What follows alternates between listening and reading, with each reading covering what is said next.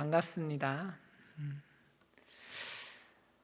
항상 이런 주제는 조금 설명이 좀 필요한 것 같아요. 하나님이 쓰시는 사람, 이런 주제로 저희가 사실 꽤 성경을 다뤘기 때문에 그 설명이 중복될 수도 있을 것 같지만, 그럼에도 불구하고 좀 말씀을 드리자면, 하나님께서는 사람을 은혜로 쓰십니다. 은혜로.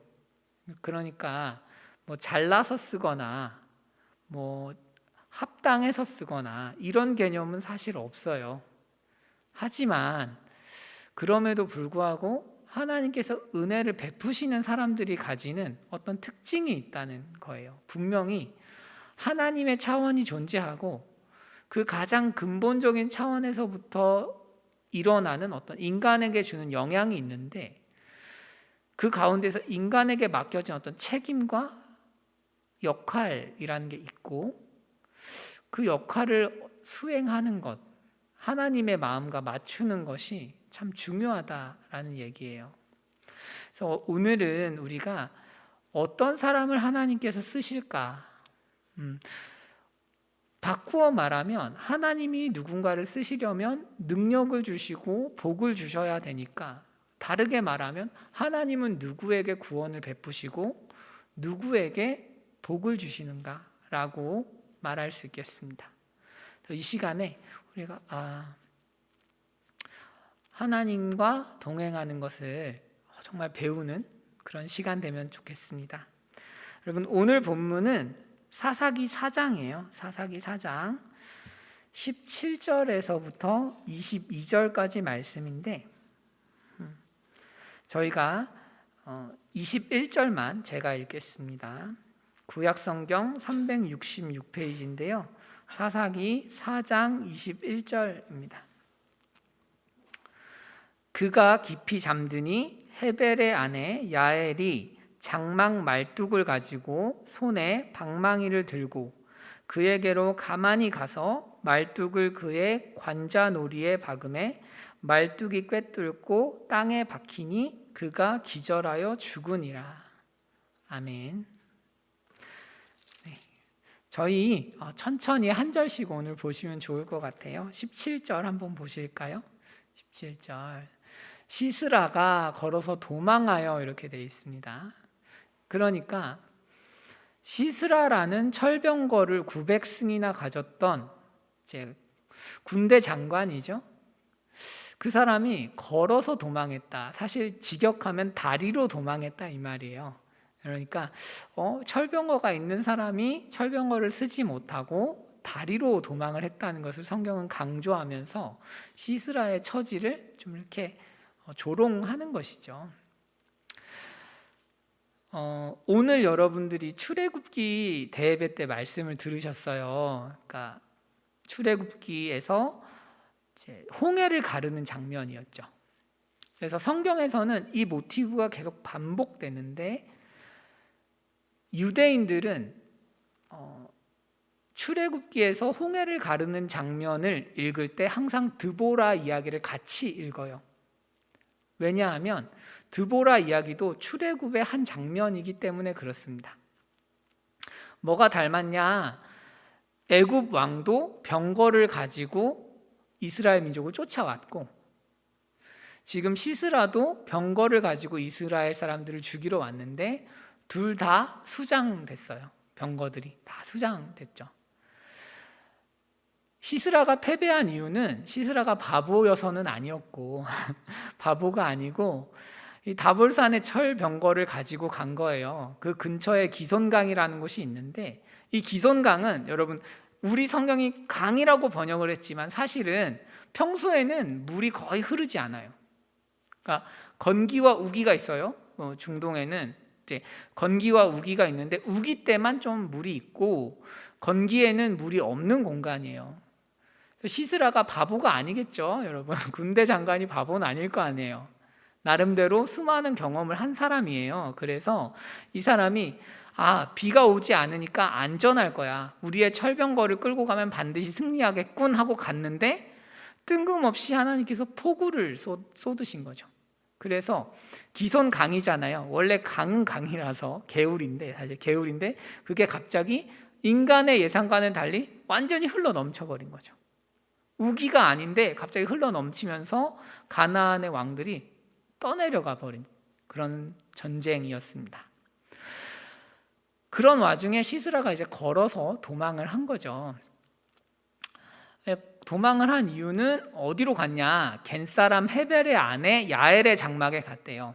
그러니까 야엘이라는 어떤 이제 헤벨의 아내 여성의 집에 이제 간 거죠. 아마도 이제 걸어서 가니까 멀리 못 가잖아요. 멀리 못 가니까 가장 가까운 곳에 숨을 만한 곳을 찾았겠죠. 그래서 헤벨이 이렇게 헤벨 집에 갔습니다. 그 다음에 한번 18절 보실까요? 18절에 보시면 야엘이 나가서 시스라를 영접합니다. 여러분, 이게 굉장히 사실 중요한 포인트예요. 그러니까 야엘이라는 사람이 가만히 장막에 앉아 있다가 시스라를 만난 게 아니고요. 마지 못해서 시스라를 어쩔 수 없어서 데려온 게 아니고요. 여기에서는 시스라를 영접해서 이렇게 말한 거예요. 어떻게 말하냐면 들어오소서 이렇게 얘기하죠. 이걸 강조합니다. 2번. 다음 보실까요? 네. 들어오소서. 그러니까 내 장막에 당신이 반드시 와줬으면 좋겠다. 아주 적극적이죠. 성경이 묘사하는 야엘은 아주 적극적으로 시스라를 자신의 장막으로 데려가고 있습니다. 그리고 이불로 그를 덮어 주었어요. 물 때문에 뭐 고생을 많이 했겠죠. 시스라가 이렇게 춥기도 하고 감기 걸릴 것도 같고, 그러니까 이제 뭐 옷도 갈아입히고 옷도 줬겠죠. 그리고 이불로 그를 덮어 주었습니다. 이제 시스라가, 그러니까 여러분 이렇게 막 정신없이 전쟁을 하고 나면 어떤 게 가장 필요할까요? 물이겠죠. 물. 19절 한번 보실까요? 19절. 물 좀 줘. 시스라가, 그죠? 물 좀 주세요. 그러니까 물을 줘야 되는데 야엘이 다른 걸 줍니다. 우유 부대를 열어서 뭘 주냐? 우유를 줬겠죠. 우유 가죽 부대를 열었으니까. 그러니까 직역하면 좀 발효된, 우리로 치면 요구르트 같은 느낌일까요? 뭐 어쨌든 마실 만한 건데 우유라고 생각하시면 되겠습니다. 우유를 마시면 어떻게 될까요? 사람이, 여러분들 잘 아시죠? 요새도 불면증 있으신 분들은 우유를 마시는 게 어떤 치료법의 일종이라고 해요. 그러니까 우유의 성분이 사람을 잘 재운다고 하네요. 그래서 우유를 줬다는 것은, 물 대신 우유를 줬다는 것은 잘 재우려고 하는 거죠. 자라. 좀 조용히 하고 자라. 그러니까 마치 이 야엘이라는 여성은 시스라를 재우는데 모든 힘을 기울이는 것만 같아요. 그래서 우유 부대를 열어서 그에게 마시게 하고 또 뭐예요? 또 덮어요. 무슨 얘기예요? 그러니까 계속 이불을 계속 덮어주는 거죠. 반복해서. 왜? 자라고, 그죠? 빨리 자라.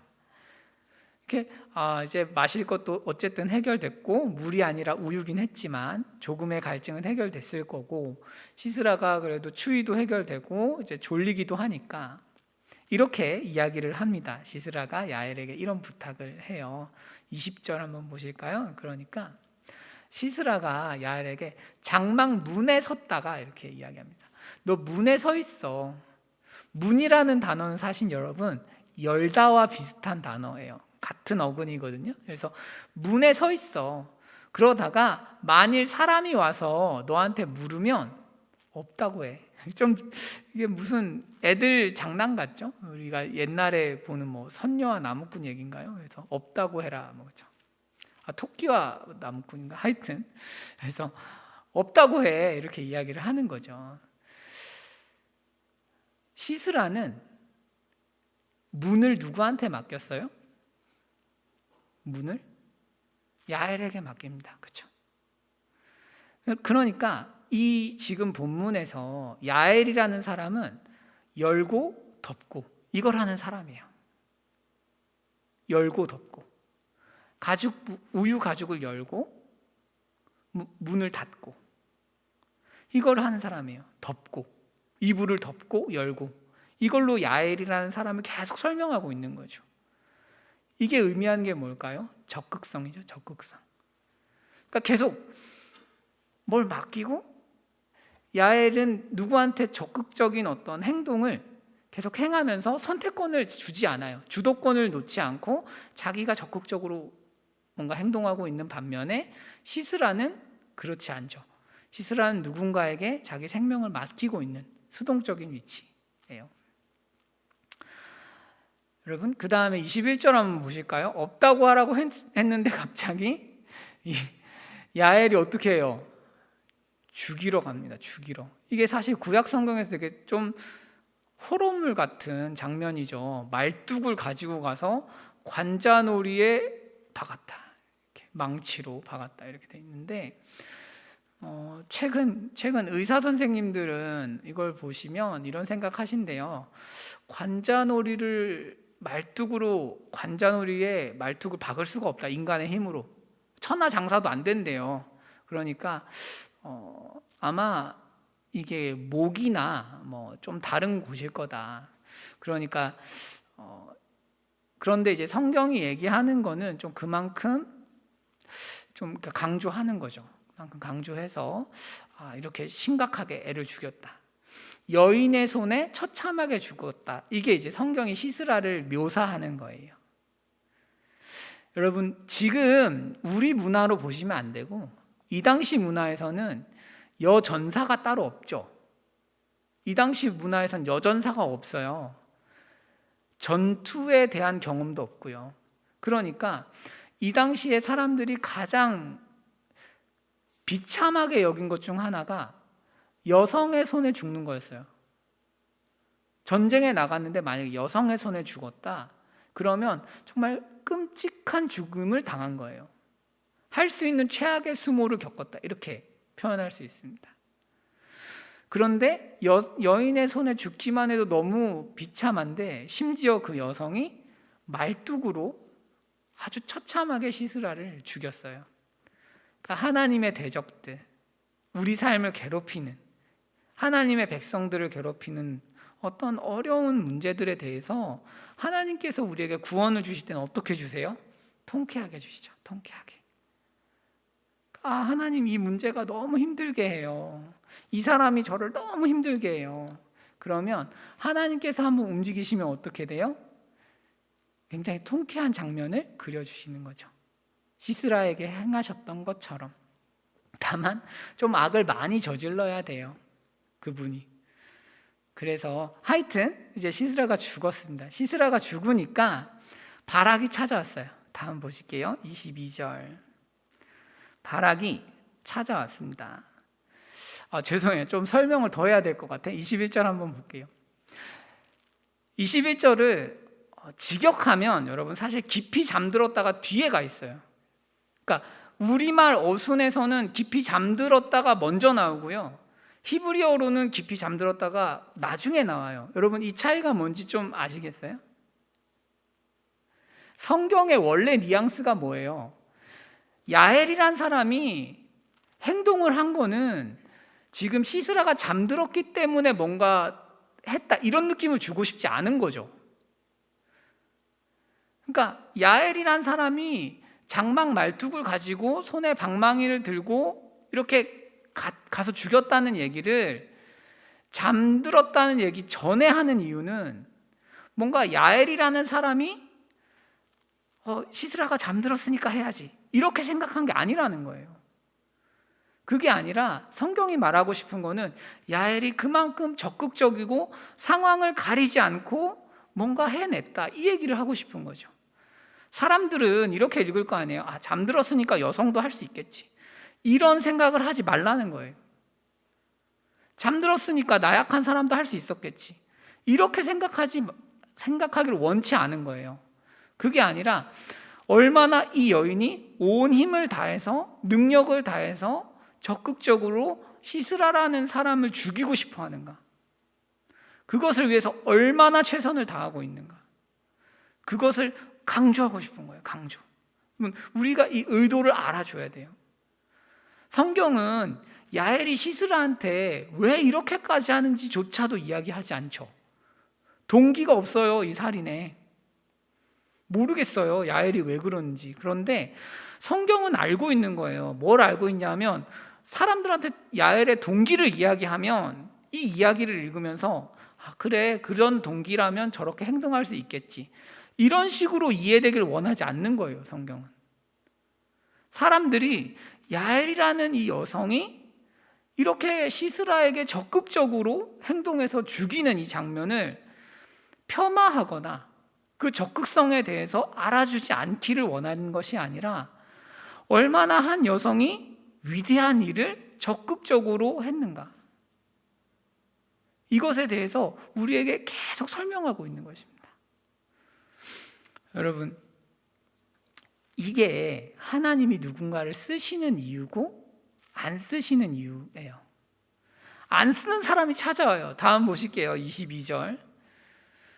바락이 추격을 했습니다.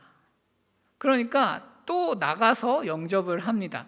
그러니까 야엘이 다음 거 한번 보실까요? 다음 구절에 보시면 야엘이 나가 시스라를 영접하여, 이 단어랑 이제 야엘이 나가 바락이죠. 바락을 영접하여 똑같은 단어예요. 그러니까 야엘은 바락도 영접하고 있습니다. 영접을 해서 야, 내가 너한테 보여줄게 이래요. 보여줄게 하고 시스라가 죽은 걸 보여주는 거죠. 자, 보세요. 야엘은 아주 적극적으로 하나님의 원수를 죽여요. 그런데 바락은 어때요? 바락은 늦게 와서 행하는 사람이 아니라 보는 사람으로 변한 거예요. 그러니까 바락한테 드보라가 이런 얘기했어요. 한번 다음 보실까요? 6절인데 드보라가 가라고 했어요. 히브리어로 레크인데 가, 너는 다볼산으로 가 했어요. 레크예요. 걸어서 가라. 그리고 지금 야엘도 바락에게 레크예요. 와라. 우리말로는 다르게 번역됐지만 동일한 단어예요. 성경이 워드 플레이 하고 있어요. 무슨 얘기하고 싶은 거예요? 결국은 온다는 거예요. 오는데 드보라가 불렀을 때 가면 행하는 사람으로서 바락은 영광을 얻는 거예요. 그런데 야엘이 불러서 오면 일이 끝난 거예요. 영광을 얻을 수 없는 거예요. 어차피 추격하고 어차피 올라갈 거예요. 그런데 순서의 문제죠. 빨리 적극적으로 하냐? 적극적이지 않고 미적거리다가 남에게 빼앗기느냐? 이런 얘기입니다. 그러니까 오늘 본문은 되게 간단하죠? 어떤 이야기예요? 하나님 쓰시는 사람의 특징 뭐예요? 적극적이죠. 적극적. 하나님이 안 쓰는 사람 특징이 뭐예요? 수동적이죠. 그러니까 일을 안 한다 이거죠. 바락처럼 주저한다 이거죠. 여러분, 우리가 신앙생활을 하시면서 제가 여러 사람들을 보잖아요. 여러 이제 사람들을 보는데 가장 불쌍하게 신앙생활을 하는 사람이 있다면 굉장히 수동적인 사람들이에요. 그러니까 여러분들이, 제가 에훗과 온니엘 막 이런 거를 이제 강조해서 설명하는 이유 중 하나도 사람들은 신앙이라는 것 자체를 굉장히 오해하고 잘 몰라요. 제가 느끼기에는 성경에 너무 무지해요.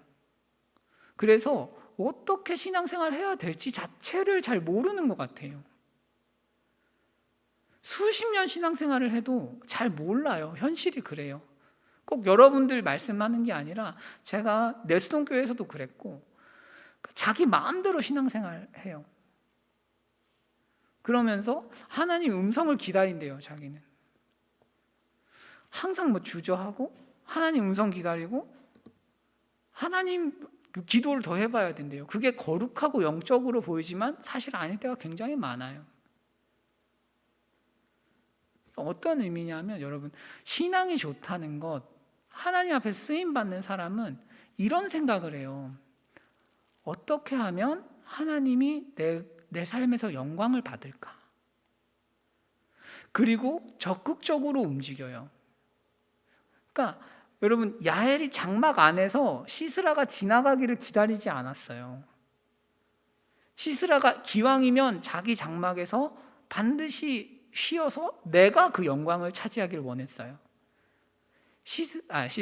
야엘의 탁월한 점이죠. 우리가 인생을 보는 관점도 그래요. 기왕이면 하나님이 나를 써야 되는 거예요. 이 학교에서 누군가를 꼭 써야 한다면 하나님은 어떤 공동체든지 개인이든지 쓸 사람을 항상 찾고 계세요. 그런데 찾는데 응답을 안 하는 거죠. 내가 응답 안 하면 하나님 일이 끝이 나냐? 아니요. 다른 사람을 쓰는 거죠. 다른 사람.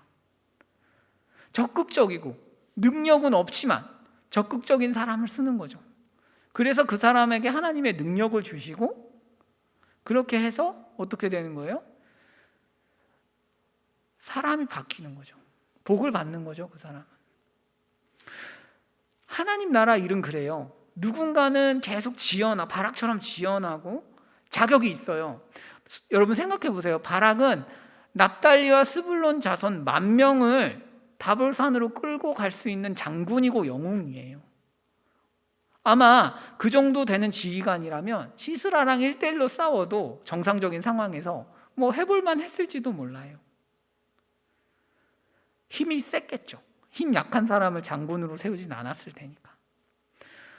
하지만 바락과는 너무 다르죠. 야엘이라는 사람은 집에서 장막 일을 보는 사람이에요. 전투 훈련을 받지 못했어요. 우리로 치면 아무 능력이 없어요. 사람이 상상할 수 없는 사람을 쓰는 거예요. 하나님께서. 제가 우리 청년들하고 가끔 이렇게 말씀을 나누거나 대화를 하거나 하면 이런 분들이 꼭 있어요. 그러니까 어떤 분들이냐면 성공해서 남을 돕고 싶다. 하지만 지금은 섬기지 않아요. 앞가림 해야 되니까. 그러면 하나님이 안 써요. 심플해요. 신앙생활은 적극적으로 지금 내가 가진 능력 안에서 하나님을 위해서 어떻게 살까를 정말 진지하게 고민해야 되는 거죠. 여러분들 그냥 우리가 신앙생활을 제가 너무 안타까운 게 저도 뭐 그런 시절이 있었지만 지금도 그런 부분이 있어요. 신앙은 신비가 있어요. 여러분 아시죠? 기도하면 하나님이 도와주세요. 정말 신비가 있어요. 그래서 신앙이 그게 전부인 줄 아는 경우가 있어요. 신앙이라는 게 무슨 기적을 기다리는 굉장히 수동적인 형태로 생각하는 경우가 너무 많아요. 여러분 생각해 보세요. 여호수아서에 보면 여리고성을 정복할 때는 하나님께서 돌면 이기게 해주세요. 돌면. 여리고성을 돌면 이겨요. 안 싸워요. 하나님께서 왜 싸움을 안 맡겼을까요? 싸움을 못하니까요. 이스라엘 백성이 싸움을 못하니까 안 맡겨. 기적으로만 주세요. 그런데 최종적인 가나안 북부에서 싸울 때는 메론물과 전투인데 이때는 기적이 안 나와요. 기적이 없어요. 인간 눈에는. 뭘 의미할까요? 이스라엘 백성들이 싸움 자체를 잘하는 거예요. 전략 자체가 굉장히 향상된 거예요. 그래서 전쟁에서 탁월한 용사들이 된 거죠. 여러분 뭐가 기적이에요? 인간 눈에는 여리고만 기억해요. 그러니까 제가 갑갑한 게 성경을 배우면 자꾸 기드온, 여리고 막 이것만 기억을 해요. 이거는 사실 신앙의 하급이에요. 그냥 기적을 기다리는 거니까. 진짜 기적은 우리 인격이 바뀌고 삶이 바뀌어서 사람 자체가 눈부시게 발전하는 거예요. 그게 하나님이 정말 주고 싶은 기적이란 말이죠. 그런데 우리가 신앙을 자꾸 이렇게 생각해요. 자꾸 이렇게 생각해서 신앙생활이라는 거에 대해서 잘 감각이 없는 것 같아요. 너무 마음이 아파요. 그래서 삶이 힘들면 오히려 신앙생활을 안 해요. 아니요. 삶이 힘드니까 신앙생활을 열심히 해야 되는 거예요. 하나님 말씀만 내 삶을 바꾸고 내가 이기지 못하는 죄를 극복하게 하니까요. 나는 성실한 사람이 아니고 게으른데 하나님 말씀 앞에 서 있잖아요. 그러면 그 게으름이 극복이 돼요. 나는 음란하고 나는 화가 많고 이런 사람인데 하나님 말씀 앞에 서 있으면 하나님 말씀이 그걸 극복하고 끌고 가버려요. 그러면서 인생이 좋아지는 거예요. 그런데 뭔가 미신적으로 자꾸 가는 거죠. 그래서 너무 좀 안타까운 부분이 있습니다. 여러분, 우리는 어느 쪽이에요? 우리가 정말 예수를 믿는다는 것은 여러분, 직장에서, 가정에서 뭐 별게 아니에요. 여러분, 사실 집에 갈 때 뭐 하는 거예요? 부모님한테 한 번 더 잘하는 거죠. 전화 안 할 거 하고, 복음을 전하기 위해서 뭐 해야 돼요? 한 번 설거지라도 더 하고, 엄마 안아드리고, 뭐 그런 거 하는 거죠. 되게 특별한 뭐를 해야 되는 게 아니고. 학교에서는 공부 열심히 하고, 친구들 잘 섬기고, 힘들어하는 사람 있으면 말 들어주고, 뭐 선물이라도 하나 주고, 뭐 직장에서도 그런 거죠. 그러면서 예수님이 정말 나를 통해서 매력적으로 제시될 수 있도록 애를 써야죠. 그걸 안 하고 그냥 여기에 와서 기적을 바라는 그런 형태의 신앙은 굉장히 위험해요. 사실 신앙이긴 하죠. 그것도 신앙이에요. 그렇다고 뭐 나쁘다, 넌 못된 놈이야 이럴 수는 없어요. 그런 거 역시도 신앙이지만 신앙은 이렇게 퍼져 나가야 돼요. 쭉쭉. 그래서 야엘처럼 기회가 있으면 정말 적극적으로 하나님을 어떻게 하면 내 삶에서 드러낼까 깊이 고민하는, 그리고 그러면서 그것을 이제 하나님 안에서 계속 기도하면서 걸어가야 되는 거죠. 그래서 제가 여러분들한테 여쭤보잖아요. 기도 제목 뭐예요? 이렇게 여쭤보면 이게 너무 좀 마음이 아픈데 뭐냐면 기도 제목이 없으신 분들이 적지 않아요. 생각보다. 그러니까 이건 뭘 생각하는 거냐면 기도 제목이 없다는 건 삶이 되게 힘들어야 뭔가 기도하는 게 아니에요? 이런 질문하고 맞닿아 있어요. 그러니까 삶이 되게 힘드니까 뭔가 구원받을 일이 있어야 내가 하는 거지, 이런 느낌으로 가는 거예요. 그런데 사실은 그렇지 않아요. 우리가 기도를 해야 되는 영역은 뭐냐면 하나님의 자녀로서 내가 세상을 어떻게 구체적으로 잘 섬길까? 내가 이 옆에 있는 사람을 사랑하고 싶은데 잘 안 되니까 기도해야지. 사랑이라는 게 여러분 너무 어렵지 않아요? 저는 목회자잖아요. 아니, 목회자 안 됐죠? 사역자인데 사역자니까 당연히 여러분 사랑해야 되잖아요.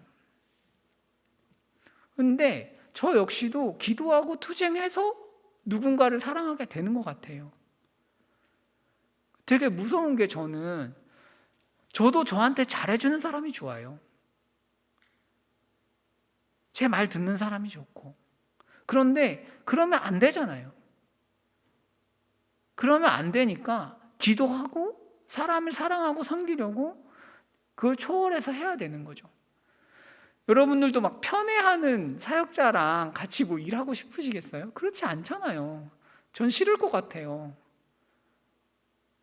그런 것 같아요. 여러분들도 안 되는 거, 하나님의 영광 어떻게 드러낼 수 있을까를 깊이 생각하시면서 이렇게 걸어가면 좋겠어요. 같이. 그래서 우리의 세계가 자꾸 넓어지면 좋겠습니다. 여러분, 문제는 뭐냐면 이거를 다 알아요. 다 알고 다 가르쳐놔도 우리가 심지어 그걸 공유하더라도 문제는 뭐냐면 인간은 안에서 꼭 적극성만 있는 게 아니죠. 그러니까 이런 거예요. 인간 안에는 바락 같은 면도 있고 시스라 같은 면도 있고 당연히 야엘 같은 면도 있어요. 그러니까 하나님께서 뭔가를 말씀하시면 순종하고 싶은 마음도 있고요. 아니면 싫은 마음도 있고 주저하는 마음도 있는데 어떻게 하면 야엘처럼 적극성을 키워갈 거냐. 여러분, 제가 이 말씀 안 드렸는데 하나님의 영광을 추구하는 삶이라는 게 여러분한테 중요할까요? 그러니까 지금 하나님의 영광을 위해서 살아야 된다고 제가 말씀드렸는데 그러면 어떤 분들이 이렇게 생각해요. 되게 고리타분하게 영광은 뭐야? 되게 추상적이고 나를 이용하는 거야? 뭐 이렇게 생각하실 수도 있는데 그렇지 않아요. 하나님께서 영광을 받으신다는 건 어떤 의미냐면 여러분들 복음서를 읽어보시면 예수님이 언제 영광을 받으실까요? 인간한테 복 줄 때요. 구원을 하실 때요. 하나님의 영광을 추구하면서 산다는 거는 복 받는 삶이라는 뜻이에요, 사실. 그 말이에요. 내 삶에 어떤 문제가 있고 내 힘으로 해결이 안 되는 문제들, 그것에 대해서 하나님이 일하시면 하나님 영광을 받으시는 거예요. 나는 복을 받는 거고요. 그런데 시선이 다른 거예요. 내가 하나님을 바라보면서 하나님 이게 문제군요 하고 기도하면서 싸우면서 나가면 하나님 영광을 추구하는 삶인 거고, 내 문제 때문에 묶여가지고 내 문제에만 집중하면 기복신앙이 되는 거고요. 하지만 똑같아요. 별 차이 없어요. 말만 다른 거죠. 그러니까 여러분, 하나님 영광 추구하면서 사세요. 문제는 그 적극성을 어떻게 기를 거냐 이거죠. 어떻게 적극성 기를 거냐. 오늘은 이 말씀으로 마칠게요. 한번 다음 보겠습니다. 적극성을 어떻게 기를까요? 성령 하나님께서 주시죠. 무슨 얘기냐?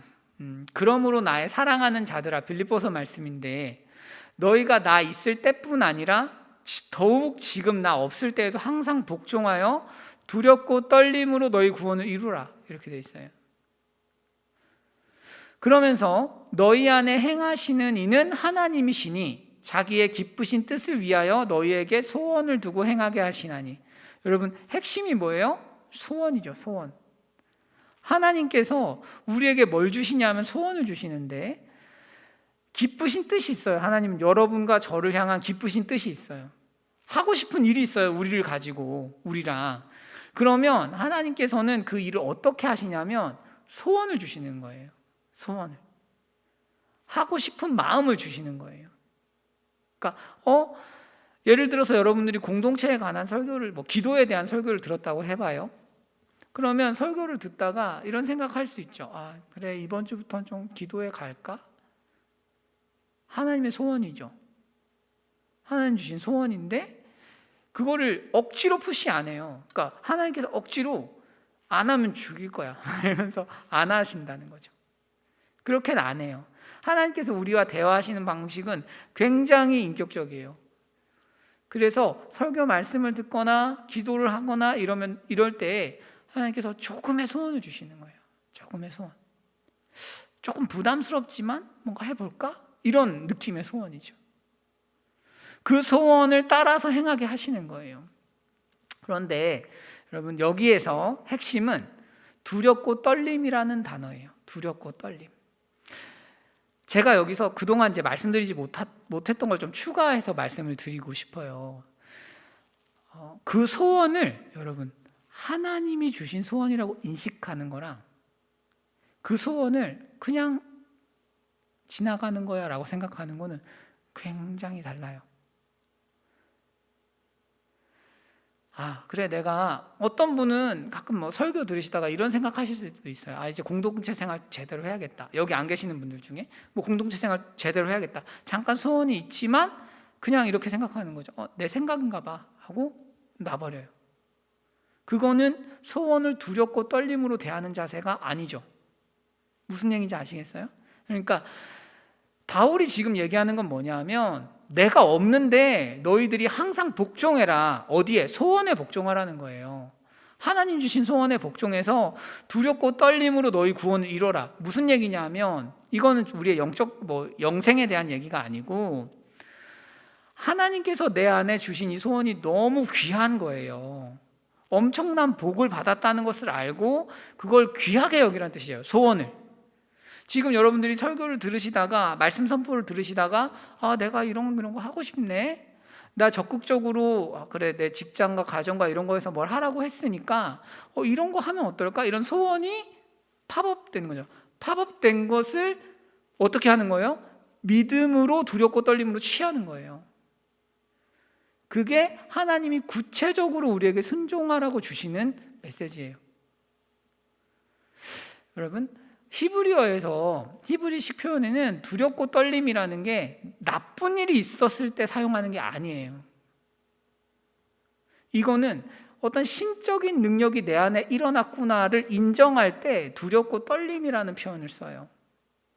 말하자면 여러분 설교를 들으시다가 말씀을 읽으시다가 어떤 소원이 일어나면 그걸 어떻게 해요? 하나님이 일하셨구나라고 인식하고 그것을 믿음으로 취하라는 얘기예요. 다음 보실까요? 여러분들도 너무 잘 아시는 얘기예요.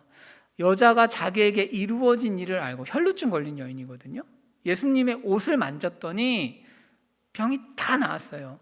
이걸 알고 두려워하고 떤 거예요. 무슨 얘기냐면 이 여자는 자기가 12년 동안 고통받았고 많은 의사를 찾아다녔기 때문에 인간이 못 고친다는 걸 알아요. 그런데 만졌더니 나은 거예요. 이건 어떤 의미예요? 어떤 신적인 능력이 자기 안에서 일어난 거죠. 그래서 두려워하고 떤 거예요. 그런데 이 여인하고 우리랑 똑같은 일을 겪는다는 거예요. 뭐예요? 내 힘으로는 절대로 일어날 수 없는 선한 소원이 일어나는 거죠. 뭔가 오늘은 저 사람한테 잘하고 싶은데 소원이 일어나는 거죠.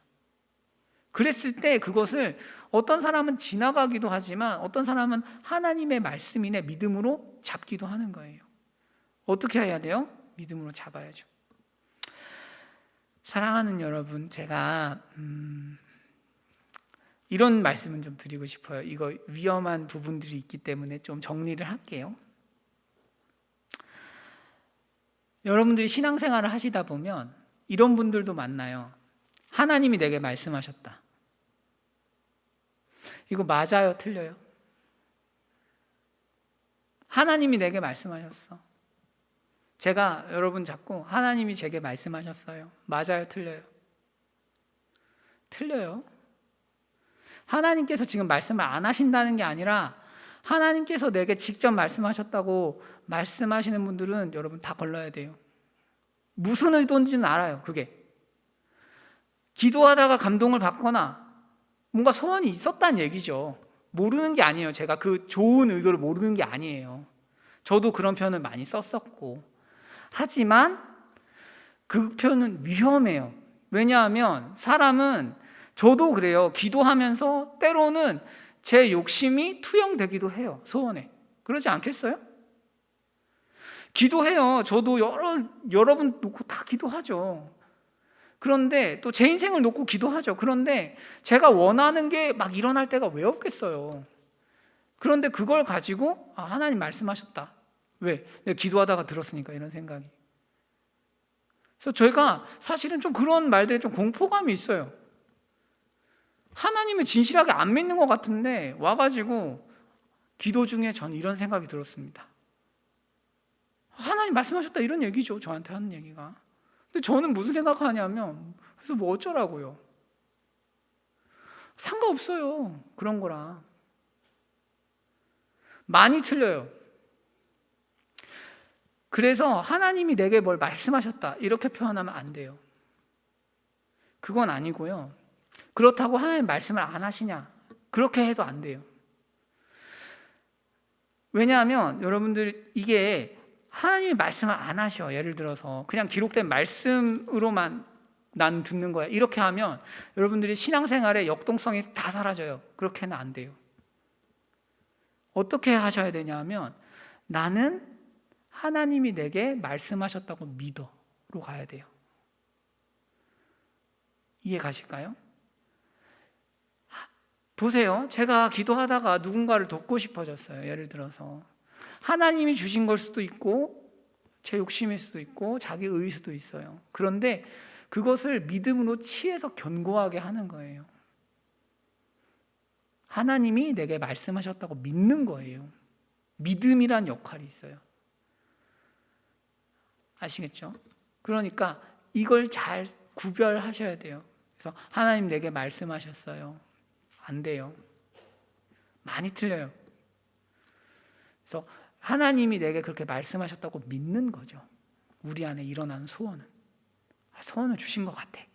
이거 믿는 거죠. 그런데 기록된 말씀으로 하나님 말씀을 하시는 거고요. 아시겠죠?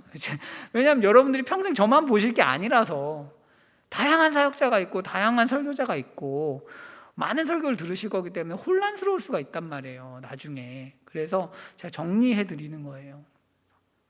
그래서 그렇구나 이렇게 이해하시면 되겠습니다. 여러분, 그래서 이제 정리할게요. 우리가 하나님 말씀을 가지고 신앙생활을 하는데 그 말씀을 지극히 존중하면서 야엘처럼 적극적으로 움직이면 좋겠어요.